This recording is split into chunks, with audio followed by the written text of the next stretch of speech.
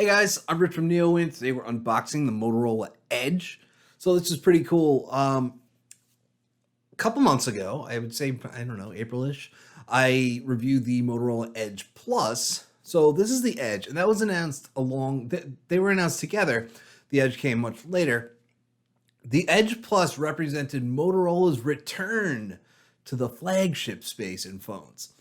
The Edge, not quite so much, but I'm going to tell you why that's okay in a moment. This one has a Snapdragon 765. That had a Snapdragon 865. In fact, the Edge Plus was a beast. Along with the 865, it had 12 gigs of RAM, 108 megapixel camera. It had top-end specs that really didn't cut any corners, and it was pretty cool. So the Edge, now the Edge Plus was $999. This one's $699, and you get a Snapdragon 765. You get 6 gigs of RAM. Instead of 108 megapixel camera, you get 64 megapixels. But here's the thing, right? They actually bumped that up too. It was originally supposed to come with 4 gigs of RAM. And I remember looking at that original spec sheet and seeing 12 gigs on the Edge Plus, 4 gigs on the Edge. I'm like, seriously? Like that's a big plus. But yeah, so they ended up changing that to 6 gigs. And also, if you order it now, it's not $699, it's $499. So that's pretty solid. And the other thing that's cool is that I've been using, and I actually have it in my pocket, I have been using the LG Lancet for a couple weeks now. And that's another one that's got a Snapdragon 765. And I found that the Snapdragon 765 is really good. I've been saying in reviews for like a couple years now that the 8 series, it really gives you a lot more than you need. Well, unless you're like mobile gaming, stuff like that. But for most people, the 8 series is a lot more than what you need. But the only problem was the 6 series for many of those people is less than what you need. So like there was no in between. And like using this, like there was no point in using the LG Velvet where I was like, man, I really wish this thing came with an 865. Like that just didn't happen. The Snapdragon 765 is good.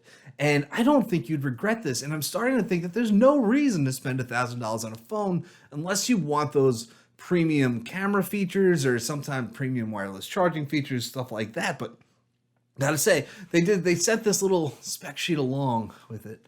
So I could just tell you a little bit about it. Like I said, 64 megapixel. It is a triple camera. One of them's a macro lens, though, which doesn't really count. I should start calling them like dual cameras. If there's a macro lens, this doesn't even count as a lens. But 5G, of course, and that's a big. Oh, by the way, 256 gigs of storage. Did I say 128 before? 256. Yeah, loudest, most powerful stereo sound from Waves. Up to 2 days of battery with 4,500 milliamp hours. I believe it was 5,000 in the Edge Plus. Universally unlocked. So that's a big deal because, like I said, it does have 5G. All Snapdragon 765 devices have 5G, but it's sub-6 only on this device. Now, the Edge Plus was millimeter wave and sub-6 because, of course, the Edge Plus was exclusive to Verizon. Now, that's why I was excited about this because I really like the Edge Plus. Would have been nice if I could use it on my own carrier with my own phone number, but no, it's a Verizon exclusive. So this is the one that most people will actually be able to use. So that's the thing that kind of has me excited about that. It is sub-6 only.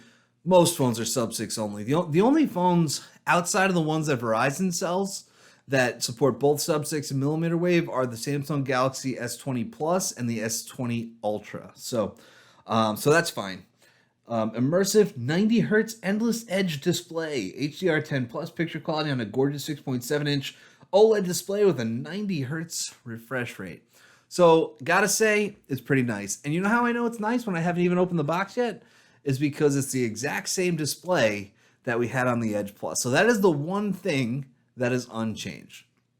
The color that they sent me seems to be solar black, according to the label. For some reason, Motorola does not like sending the pretty colors. I don't know. Same thing with the Edge Plus. They had a gray one and like I think they called it burgundy or something, and they sent the gray one.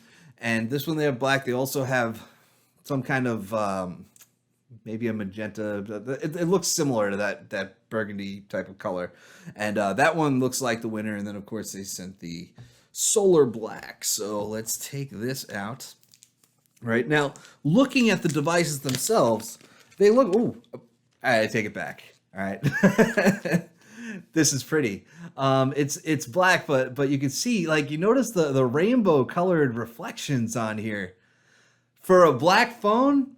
Gotta say, Motorola pulled that off. Wow. Yeah, that's quite nice. Yeah. I'm surprised at how nice the black color looks, and I can see why they seeded it too, because if they didn't see it to reviewers, then it's just black. But yeah, we got our turbo power charger here. It's 15 watts, but it's USB Type A to Type C, and that's our charger. I'm gonna set this up and get right back. All right, there it is. I did find one other thing in the box while I was setting it up. I assume that we're gonna find a case in here, and this is not just a clear case, is it? It's a sort of a tinted, smoky colored case. I don't love it, but we could just try it on right here. Notice it doesn't block the edges of the phone, and by those edges are. I don't like this case. It's got a weird feel to it, but yeah, you know, a lot of phones these days are coming with cases, and that's part of having. You know, a lot of companies are focusing on design, and they're making prettier and prettier phones, and so people are buying cases and putting them on there. So what they're doing is they're just putting clear cases in the box. But yeah, so we have this waterfall display, which I love it. A lot of people don't. A lot of people like curved edges like this are going out of style, kind of. And generally, I don't like them. But what I like is I like the way they did it here. I like the way that Huawei did it with the Mate 30 Pro, because it's really it's as if the display just kind of fades off with that sharp angle there. It's like the display just fades away rather than actually seeing a bezel at all. So I like it a lot. I think it's one of the prettiest things that we're seeing on phones. And like, by the way, a lot of phones have curved displays, and I'm specifically talking about the ones on the Mate 30 Pro and the Edge series. I think they just both look fantastic. So a few other things that we could look at here, like you see there's some stuff from the Moto app in there. And by the way, the Moto app is pretty cool. So let's finish this up. Let's finish setting up Motorola Edge setup, and I assume that I can. All right, we'll set it up later. We'll set it up later. But the Moto app. So Motorola has a pretty stock version of Android that they use, and it's pretty cool because a lot of other companies, they put a huge customization layer on Android. That's not what Motorola does. What they do is they put a Moto app in there, and this is where all your customization features go. And so it's pretty separated from the OS. So we have Moto Actions, Moto Display, Moto Game Time. And so they're always improving this. Moto Display, one is called Peak Display. That's my favorite, where you can just kind of pick up the phone, see the display, or it'll just kind of fade in and out. And then you could also interact with notifications. So you can like double tap or hold a notification or something, and it'll open it. Attentive display is not something I use, where that keeps the screen on if you're looking at it. We also have edge lights. This is something that if we learn more, it should show us. All right, well, it's giving us a diagram there. But notifications, see how it lights up like that. And also while it's charging. So that's handy. Edge touch, that's not for me. Double tap or swipe on the action bar for quick notifications. You could use that to like launch an app or something. It's not for me. But we also have Moto Actions. So this is a lot of this has been here for a while. 3-finger screenshot, fast flashlight, pick up to silence, lift the phone and look at the screen unlocked. I don't remember if that was there, but yeah. So there's a lot of customization stuff here. Remember the Moto app has been there since like the original Moto X, when it was Moto Voice, and that was Google's voice assistant when Google owned Motorola, and then obviously Google Assistant came along and kind of killed that off. Which, by the way, Moto Voice was awesome. Don't get me started on it. But yeah, so anyway, Moto Game Time, tools that help you focus on gaming. We should, I guess I'll have to click learn more. Easy access to tools and settings to enhance your gaming experience. All right, I guess that's all it's going to tell me. There we go. This you can block notifications, you can block calls, all stuff that I find super useful when playing a game on my phone. Like who wants a notification banner while you're playing a game, even if you're not playing a competitive game, like PUBG or something.